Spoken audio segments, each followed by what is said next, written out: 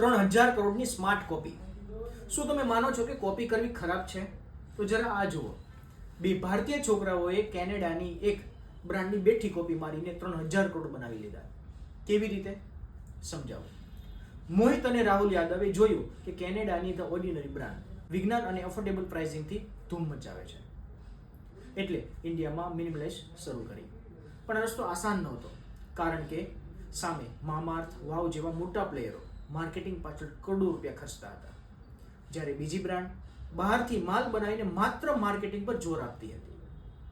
ત્યારે મિનિમલિસ્ટે in house manufacturing અને high quality raw material પર ફોકસ કર્યું.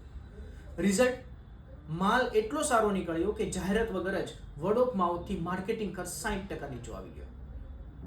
અને વર્ષ 2025માં આ જ કોપી કરેલી બ્રાન્ડને હિન્દુસ્તાન યુનિલિવરે આખા 3000 કરોડમાં ખરીદી લીધી. આને કહેવાય બિઝનેસ વિથ બ્રેન. ગ્રાહકને પ્રોડક્ટના ડેકોરેશનમાં નહીં, પણ એની રિઝલ્ટમાં રસ હોય છે.